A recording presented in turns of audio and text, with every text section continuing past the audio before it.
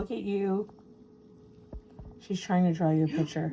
Today, for my cart confession, I'm not a coffee drinker nor espresso drinker, but my friend is. So she is going to give us her thoughts about this Ninja espresso machine. She Oh, that's you waving. I thought you were saying come to the camera. No, I was waving. Hi. She loves this. Well, this is like her favorite machine, and she got like one of her best cups of coffee afterwards. So I'm gonna let her give the review on it instead of me talking today. And if you like this and find it helpful, hit the subscribe button and share it to somebody else who is on the fence about buying an espresso machine, because you'll be surprised at what she says about it. This is the Ninja Luxe Café. I got this machine because I went to have coffee at one of my sister's houses, and she made me the best cup of coffee ever, and I did not know that I could make coffee like that. So within 24 hours, I had ordered this machine, and 2 days later, it had showed up. So this is the Ninja Luxe Café. I'll tell you a little bit about some of the features. You have your hopper here, where the beans go. When mine arrived, my lid was cracked on the inside, so I just put a piece of tape while I had my other hopper on order, because I really wanted to start making coffee and did not want to wait. Up here is a cup warmer, so you could like put a cup up here and it would warm your cup. I can show you. Obviously, I can't show you that it's going to get warm, but put it up here like this or put it up here like this and it'll get warm while you make your coffee. Back here is the water reservoir. If you come around on this side, you can see you have the minimum, and then 18 ounces of water, and then the descale setting, and then max. So haven't descaled yet, but haven't gone through all of the features. But this is your portafilter. This is what the baskets are going to go in, and look, my little accessory storage. Oh, beautiful. So this is a 2-shot cup, and so how it works is you take this and put it in your portafilter, and then this is where the grinds are going to go when you put it into underneath the hopper.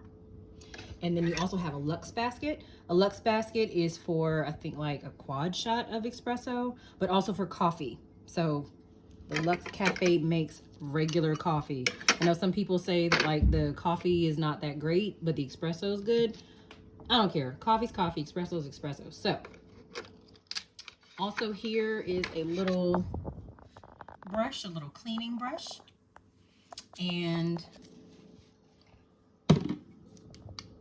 this little thing comes off, little top that has like a little needle on it.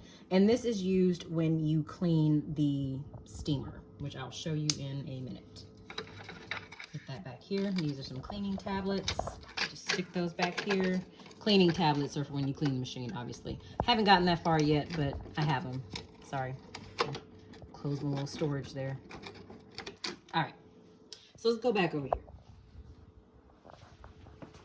All right, so like I said, you have your hopper where your beans, you can get any kind of bean you want. I am not a fan of like Ethiopian or the Guatemalan blend, but this one is actually from Maryland. I ordered a special order them, but you can get any beans you want, like from Starbucks beans or anything from like your local grocery store, the beans that you like, dark roast, medium roast, kind of doesn't matter, just your bean of choice. And then you'll fill the hopper. And then you will take your portafilter along with your shot size. And then this right here is the filter that you put over top of your portafilter, because if you don't have one of these, what I've seen is with some other espresso machines is that the grounds, they'll get everywhere. And so like it has this nice little tray right here where the grounds will go. As you can see, I got a little bit of grinds in it from this morning. But if you put this here, once you insert it,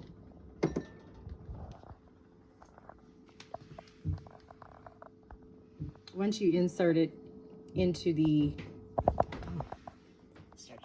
it'll change up here. And so this is my current, which is what I have my grind size on. And then this is the recommended. So grind size is basically how coarse or how fine the grinds are, right? So there's this little button, a little, not button, but turn it over here.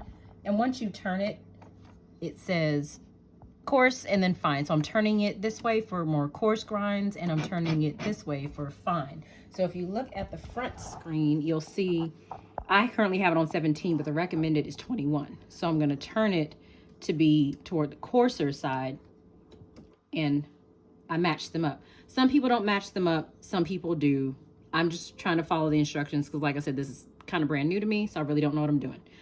So I'm just follow the instructions that it says on in the manual. So here you would start grind if you wanted to grind the beans, and it grinds into, see, got a little bit in there. When I turned it, got a little bit in there. So I'm just gonna leave that there for tomorrow morning. And then this is the strength size. So so if you want it really strong, you put it on 3. I usually want it on 1 just because I'm a little bit weaker in the espresso area. I'm new. So as I get a little bit more comfortable with making my drinks, I'll probably increase the strength of the espresso. And then let me take this out. That way you can see all the settings. So here you have espresso, quad, which is that bigger cup that I showed, and then cold press. So this does hot and cold drinks. And then if you turn it, if you see, the grind changes based on what you turn it to. So like for cold press, your recommended is 18. So I would move it from a coarser grind to a finer grind. And then it also has coffee. So you can do classic, rich, over ice, and cold brew. And then I love it down here because it gives you the different sizes. So we can go through the different sizes to get different size cups of coffee. And it only shows up for the coffee sizes. Obviously, it won't show up for the espresso. So looking down, because my cup is gonna go here, so my portafilter will go under here, and then my cup will sit here, and then the espresso will pour into the cup. But if I was making coffee or like a to-go cup or something like that, I can remove this, and then the cup can sit right there. It is tall enough for it to sit there. There's that. Oops. And then this is the platform for your cup, and you can move it up or down. Some people have little espresso cups that they get where it's just for espresso specifically, and they're really small cups, and so you don't want your espresso cup all the way down at the bottom because then it'll splash everywhere. So you want it as close to that portafilter as possible. So, and this will go here.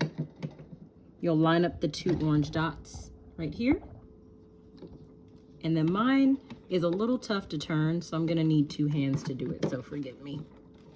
I need to come on the other side. Sorry. So line up the orange dots, and then you'll turn it, and it locks in place. And then what I was saying about it being too tall, see, that's too tall. So I'll move it down 1. Put it here, and then the coffee will come out there, or the espresso will come out there.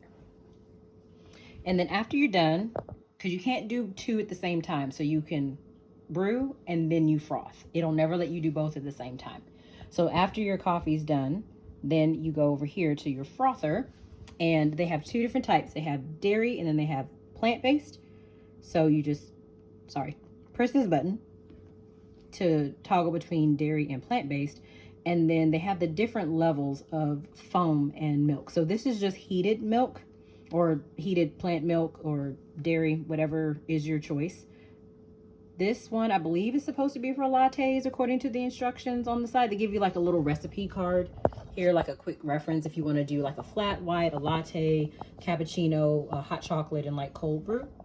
And kind of like the foam which you want it to be on. So this is just basically milk. This one is for a latte. This one is a cappuccino. This one is, I think, for like a dry cappuccino, which is like a ton of foam. And then this one is specifically cold foam. So you would use this one for your cold brew.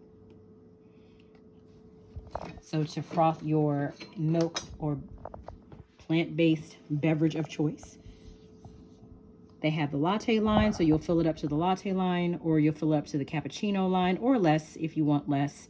On the other side, it does have a minimum and maximum showing that you can't go over this amount of liquid because of how much it might froth. This is your steamer. And so you'll put it in here, sit it there, and then hit start froth, and it'll start frothing your milk. So I'm filling it up to the latte line because according to this recipe, it's 1 packet of hot chocolate, 8 ounces of milk, and any froth type. So she wants a little foam, so we have it on the dairy setting for milk type, and then we're gonna do a little foam. Or should I do this one? Do that one. This one. All right, here we go. So I'm gonna hit start.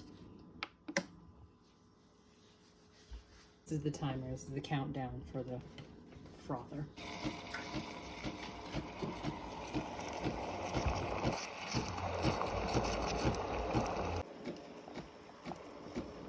So that's hot, right? Mm-hmm. It's so tempting to just...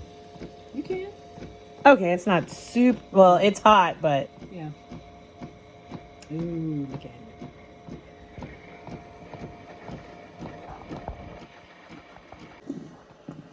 Okay, so our milk is done.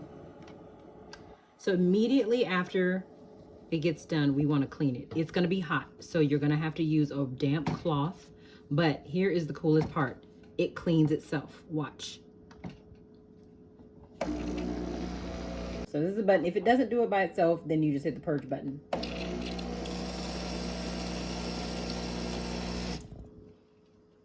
Oh, that's it? No. Well, it shouldn't be. Maybe it is. Maybe because you're just doing hot chocolate. Yes, and I didn't do the whole coffee thing. But yes, it purges and it cleans itself. So it goes down here and it fills up this tray down here. And this tray does detach. Am I recording? Mm-hmm. Oh, this tray does detach.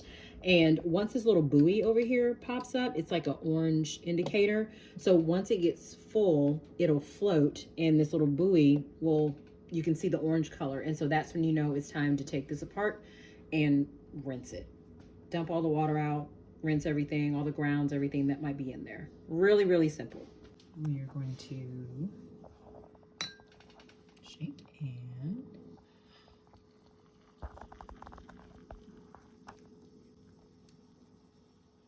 Oh, look at you. She's trying to draw you a picture. Oh! It looks fun. And that is the foam. And then stir it. I don't know if the foam will taste like anything because I don't put any sugar or anything in it. So that's a little tutorial about my Ninja Luxe Cafe that I absolutely love. I have not mastered the recipes yet, but I'm still working on it.